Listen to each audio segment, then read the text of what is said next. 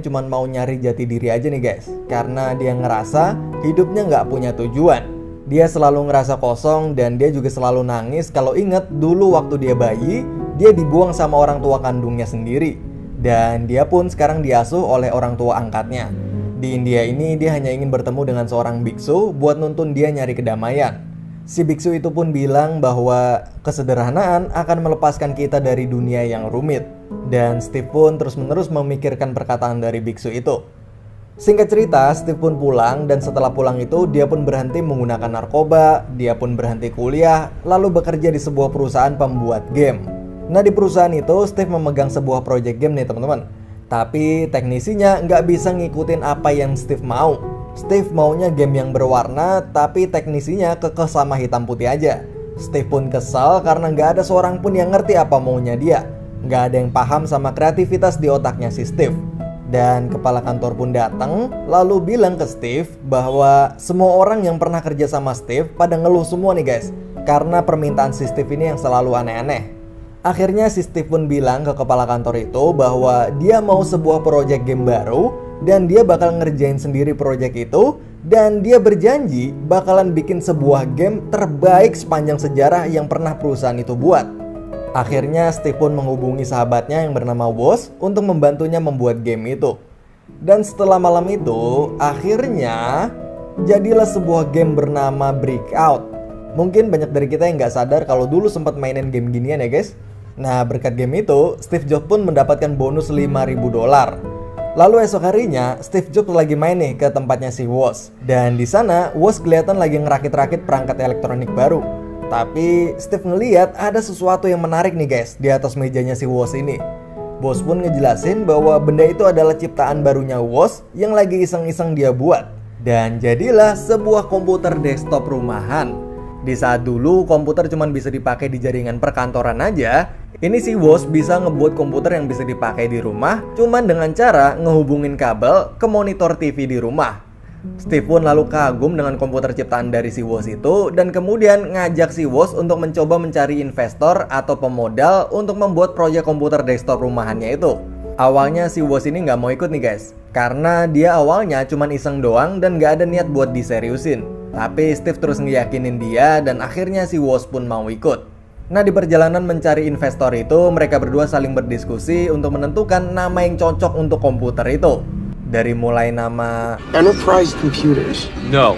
Then Phaser Beam Computers. No. dan beberapa nama lainnya. Akhirnya Steve pun kepikiran sebuah nama yang simpel dan melambangkan kreativitas, yaitu Apple. Yap, kata Apple itu melambangkan buah dari kreativitas. Namun sesampainya di komunitas para investor itu, hasilnya ternyata nihil nih guys. Gak ada satu investor pun yang tertarik dengan komputernya si Steve dan Woz itu. Tapi saat mau pulang, ada seorang pemilik toko komputer yang tertarik dan kemudian menawarkan ke Steve sebuah kerjasama. Yang saya suka dari Steve Jobs ini, dia memang bukan teknisi sehebat Woz yang bisa bikin ini itu, tapi yang saya suka adalah kemampuan dia dalam negosiasi dan rekrutmennya nih guys. Dia kalau ngajak orang atau nawarin sesuatu ke orang tuh pasti bener-bener sampai orang itu nggak bisa nolak, saking bagusnya kata-kata dari si Steve Jobs ini. Contohnya kayak waktu ngeyakinin si Woz, terus waktu negosiasi sama pemilik toko komputer itu, dari yang harganya $250 per komputer, lalu si Steve ini sampai bisa deal di harga $500 per komputer. Dan yang tadinya toko komputer itu ngejual satu set komputer utuh, lalu gara-gara omongannya si Steve ini, toko itu sekarang jadi ngejual dengan cara terpisah biar untungnya lebih gede. Jadi ngejual keyboardnya sendiri, monitornya sendiri, mesinnya sendiri, dan lain-lain gitu. Jadi yang tadinya pemilik toko itu nggak kepikiran sebelumnya teknik itu, akhirnya berkat negosiasi sama si Steve dia jadi tergiur. Nah kemudian Steve dan Woz pun akhirnya mulai memproduksi Apple komputer pertamanya yang diberi nama Apple Computer One atau Apple Generasi One. Nah Apple komputer generasi pertama itu mereka buat di sebuah garasi rumahnya. Lalu untuk membantu pekerjaan mereka, Steve pun merekrut 3 orang yang bernama Bill, Chris, dan sahabatnya sendiri yang sebelumnya mengajak dia ke India, yaitu si Daniel. Dan setelah Apple komputer pertama mereka jadi dan sukses terjual ke toko komputer itu sebanyak 100 unit, yang masing-masing unitnya seharga $500, maka mereka pun memulai proyek baru yaitu untuk membuat Apple komputer generasi 2 atau Apple Computer 2. Dan di proyek baru itu, Steve merekrut seorang teknisi baru bernama Holt yang ditugaskan untuk mendesain tata letak komponen-komponen di komputernya itu. Di sini saya baru tahu nih guys, ternyata dulu kipas angin komputer itu semua posisinya ada di luar dan kipasnya itu suaranya berisik banget. Dan Apple Computer 2 itu bisa dibilang sebagai pelopor desain baru komputer dengan kipas pendingin di dalam casing komputernya. Dan kipas itu nyaris tanpa suara. Jadi yang dulunya suara mesin komputer pada berisik semua, maka Apple berhasil menciptakan komputer yang nyaris tanpa suara. Nah, setelah Apple Computer 2 itu jadi, maka Steve Jobs pun mulai menghubungi semua calon investor yang ada di listnya untuk mengembangkan Apple Computer 2-nya itu. Namun, semua panggilan telepon dari Steve ditolak nih guys. Tidak ada satu investor pun yang mau. Karena mungkin di waktu itu bisa dibilang bisnis komputer rumahan masih kurang populer dibandingkan dengan komputer perkantoran. Dan karena semua telepon dari Steve itu ditolak, dan saat Steve sedang stres itu pun, tiba-tiba datanglah seorang calon investor bernama Mike. Mike itu sampai repot-repot datang karena dapat kabar dari salah seorang relasinya bahwa ada sebuah komputer baru bernama Apple yang katanya akan digadang-gadang jadi komputer revolusioner. Tapi pas si Mike itu ngelihat lokasinya itu, dia pun kaget karena pas ngelihat ternyata bukan gedung atau kantor, tapi cuman sebuah garasi rumah biasa. Awalnya si Mike itu pesimis, tapi karena si Steve ini jago banget cara ngomongnya, dan akhirnya si Mike pun tergiur dan setuju untuk invest sebesar $300.000 untuk Apple Computer 2 itu nih guys. Singkat cerita, Apple Computer 2 itu benar-benar sukses dan meledak di pasaran. Dan boom, Apple kini sudah berubah menjadi sebuah perusahaan besar dengan gedung, kantor, dan sistem yang sangat profesional. Nah, semenjak di sini Apple berubah menjadi perusahaan terbuka nih guys. Yang artinya Apple ini menjadi perusahaan milik bersama atau terbuka, yang artinya bergantung pada kepemilikan saham. Nah, walaupun si Steve Jobs ini tetap CEO-nya dan pemegang saham terbesar, tapi di dalam perusahaan Apple itu juga terdapat yang namanya anggota dewan. Nah, anggota dewan itulah yang akan mewakili para pemegang saham dan akan selalu mengawasi setiap gerak-gerik Steve. Dan ketua dari anggota dewan itu bernama Arthur. Nah, di sini Steve dan Arthur ini akan sering banget nih guys terlibat percecokan. Oke, singkat cerita, saat sukses itu pun Steve pun berubah nih guys. Dari sifat, sikap, dan lain sebagainya. Dia udah gak punya waktu lagi buat sekedar nyapa temennya sendiri, yaitu si Woz, Bill, Chris, Daniel, dan Holt yang di awal ngerintis Apple bareng-bareng sama dia. Steve bahkan gak memberikan hak saham Apple sepeser pun untuk Bill, Daniel, dan Chris, serta menganggap bahwa sekarang Apple udah punya banyak teknisi lain yang lebih hebat dari mereka semua. Steve pun juga kalau lagi marah, sekarang jadi gampang banget buat mecat karyawannya. Sampai puncaknya, saat pacarnya Steve mengaku hamil dan mengandung anaknya Steve, maka Steve pun gak percaya dan gak mau bertanggung jawab sama sekali, dan justru malah mengusir pacarnya itu. Dia gak mau ngakuin kalau itu adalah anaknya. Mungkin di sini Steve masih trauma karena dulu dia juga gak diakuin sebagai anak sama orang tua kandungnya. Tapi tanpa sadar, si Steve ini justru malah ngelakuin hal yang sama ke anak kandungnya sendiri. Pokoknya si Steve ini sekarang udah bener-bener berubah semenjak sukses ini nih guys. Singkat cerita, kesuksesan Apple ini terus-menerus naik tajam. Bahkan dalam waktu 1 jam aja, saham Apple laku terjual sampai 4,6 juta lembar. Tapi saat Steve sedang memimpin sebuah proyek bernama Lisa Computer, Arthur dan para anggota dewan pun membuat kebijakan bahwa Steve akan dikeluarkan dari proyek Lisa Computer itu. Karena para anggota dewan menilai bahwa Steve sangatlah boros dan selalu ingin menciptakan hal yang aneh-aneh. Walaupun sebelumnya hasil ciptaan Steve itu berhasil sukses, tapi para dewan menganggap bahwa budget yang Steve pakai untuk komputer Lisa itu sudah terlalu boros. Lalu saat mendengar keputusan para dewan yang mengeluarkan Steve dari proyek komputer Lisa itu, Steve pun kaget dan marah, tapi akhirnya mau nggak mau dia pun harus terima keputusan itu. Oh ya guys, di sini si Steve masih tetap owner Apple-nya ya guys. Lebih tepatnya posisi Steve ini adalah pimpinan direksi dan pemegang saham terbesar Apple. Cuman semenjak dia nggak megang proyek komputer Lisa itu, dia pun jadi nggak punya proyek khusus yang dia pegang sendiri, dan jadinya dia pun milih libur atau cuti. Nah, saat ngabisin waktu di rumah itu, Steve jadi ngerenungin semua kesalahan dan kesombongannya saat di kantor nih guys. Steve juga mulai ngebaca surat dari anaknya yang sebelumnya dia nggak pernah mau akuin kalau itu adalah anaknya sendiri, yang bernama Lisa. Mungkin nama proyek komputer Lisa itu pun diambil dari nama anaknya si Steve sendiri mungkin. Dan mulai dari situ, si Steve pun perlahan mulai mencoba berubah ke arah yang lebih baik. Sampailah di suatu waktu ada sebuah telepon dari Mike yang bilang ke Steve bahwa ada sebuah proyek yang bernama Macintosh. Dan para anggota dewan itu ingin Steve yang pegang dan jalanin proyek itu. Akhirnya Steve pun kembali lagi ke kantor dan mulai menjalankan tugasnya dengan sikap yang berbeda dari sebelumnya. Dia jadi lebih sederhana, humble, tapi tetap memiliki visi dan kreativitas yang tak pernah pudar. Di proyek Macintosh itu, Steve pun mulai dengan merekrut orang-orang pilihannya yang sebagian besar adalah temannya sendiri yang dulu di awal ngerintis Apple bareng-bareng. Kayak si Chris, Bill, Holt, dan tentunya si Woz, yaitu sahabat sejatinya si Steve. Akhirnya setelah semua itu, jadilah sebuah komputer revolusioner baru bernama Macintosh.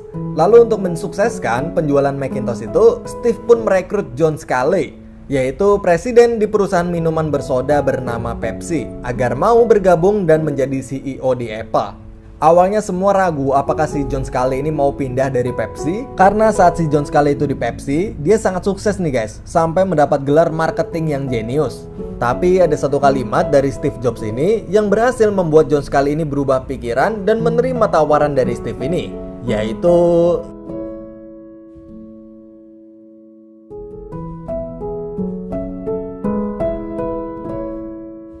Nah, singkat cerita, Macintosh pun berhasil di launching untuk pertama kalinya. Dan saat itu semua orang di perusahaan sangat berharap besar dengan produk revolusioner baru itu. Tapi ternyata nggak sesuai yang diharapkan nih guys. Saat peluncuran Macintosh itu penjualannya nggak memenuhi target, bahkan bisa dibilang nggak terlalu laku. Setelah diteliti, ternyata penyebabnya ada beberapa faktor. Faktor yang pertama yaitu karena si John Sculley diam-diam menaikkan harga jual Macintosh tanpa sepengetahuannya si Steve. Di situ Steve pun marah besar karena harganya yang terlalu tinggi dan bakalan nyiksa pembeli. Lalu faktor yang kedua yaitu ternyata si Bill Gates dengan Microsoft-nya juga baru aja nge-launching software yang ternyata softwarenya itu sama persis sama Macintosh-nya Apple itu. Dan saat tahu bahwa Microsoft udah nyuri ide dari Apple itu, Steve pun marah besar dan menelpon Bill Gates. Give me Bill Gates on the phone. Lalu Steve Jobs pun berkata pada Bill Gates bahwa You stole my software, and I will make it my life's mission that you never, ever make another dollar. Nah, singkat cerita, setelah semua kejadian itu, Steve pun mendapatkan kritikan yang tajam dari para dewan karena proyek Macintosh-nya itu telah gagal. Dan sampailah di suatu malam, di saat Steve sedang berusaha keras memikirkan jalan keluar untuk Macintosh itu, tiba-tiba sahabatnya yaitu Woz pun datang. Woz yang sudah merintis Apple bersama dengan Steve dari awal itu menemuinya malam itu hanya untuk mengatakan pada Steve bahwa dia berhenti dan keluar dari Apple. Why? Woz pun menjelaskan alasannya keluar dari Apple itu karena dia udah nggak lagi menikmati pekerjaannya lagi di Apple. Dulu, Woz dan Steve saat masih muda bersama-sama merintis Apple dengan penuh semangat dan kegembiraan karena merasa bahwa semua yang dikerjakannya di masa itu adalah sesuatu yang seru dan keren. Tapi saat ini Apple sudah berubah, atau lebih tepatnya Steve sudah berubah. Steve udah gak pernah ngelibatin si Woz lagi. Bahkan Steve hampir udah gak pernah ngobrol atau bahkan sekedar nyapa si Woz lagi. Steve cuma sibuk sama dunianya sendiri, cuma mikirin produk dan produk aja tanpa mempertimbangkan manusianya. Akhirnya Woz dan Steve pun malam itu pun berpisah.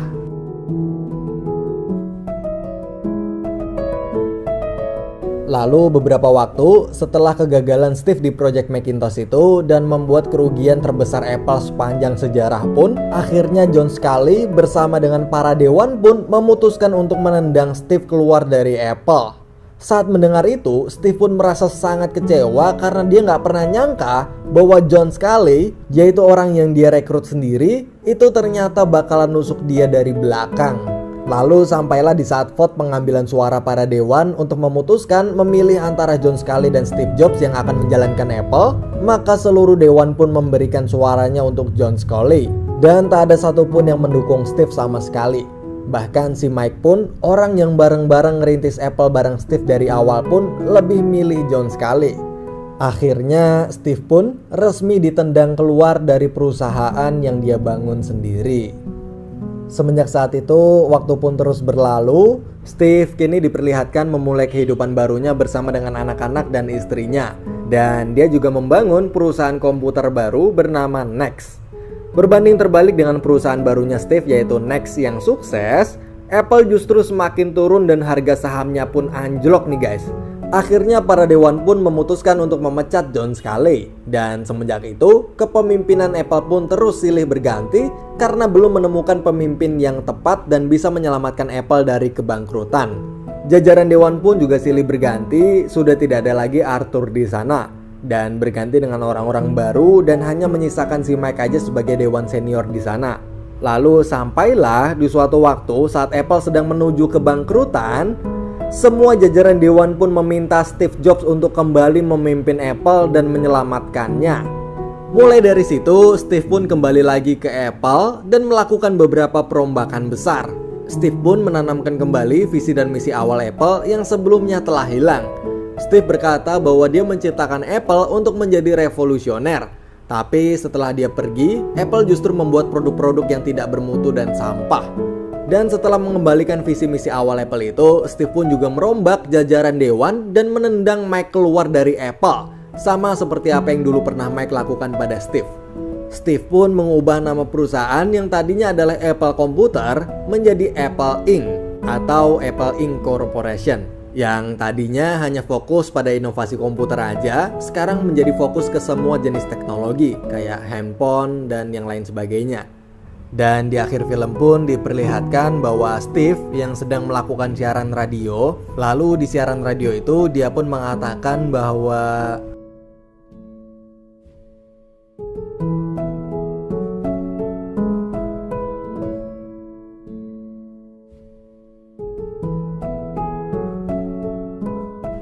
dan film pun berakhir.